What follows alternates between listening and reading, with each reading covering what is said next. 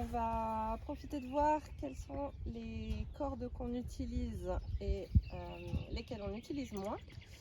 Et on peut voir qu'avec les chevaux, du coup, on va avoir aussi bien des rênes, des longues cordes, des fines cordes, des cordes plus ou moins souples, rigides, des cordes qui vont être courtes, des cordes avec des gros mousquetons, des cordes sans mousquetons, des cordes avec des mousquetons différents.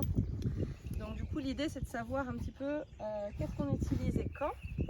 Alors là c'est une petite astuce, la toute première chose.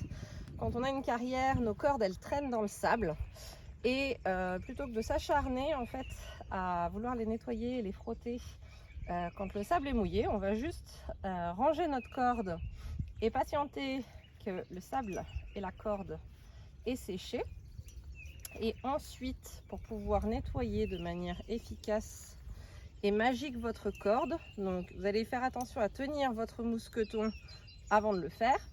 Et vous allez juste prendre un mur ou un bout de bois ou le sol.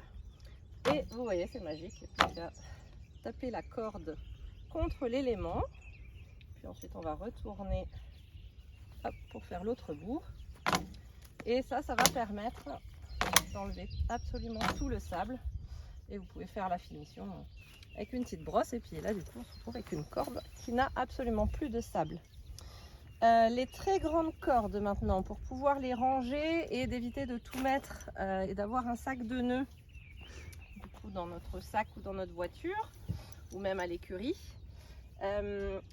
Avec les 7 mètres, je ne vais pas entourer autour de mon bras parce que vous allez voir qu'à la fin, je vais me retrouver avec quelque chose qui est très épais et qui ne va pas être spécialement évident ensuite à ranger. Je vais me retrouver avec un gros paquet, d'accord?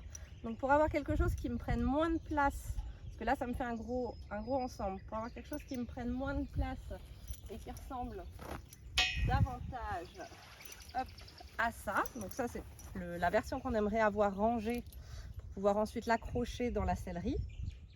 Je vais du coup commencer par le bout où j'ai le popper et on va juste passer à chaque fois par-dessus la main, comme si j'étais déjà en fait en train d'utiliser ma corde avec mon cheval et d'éviter donc que j'ai un endroit qui puisse venir se fermer si j'ai tous mes loupes qui viennent se serrer alors que mon cheval part.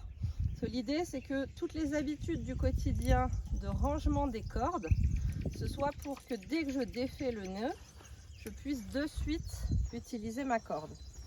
Et ensuite, la dernière longueur qui traînait au sol, je vais enrouler en montant vers le haut et finir sans passer mon mousqueton. Donc là, je serre, puis je coulisse, je remonte, comme ça me bloque l'ensemble. Et j'ai du coup une jolie corde qui est bien rangée et que je peux attacher dans ma sellerie.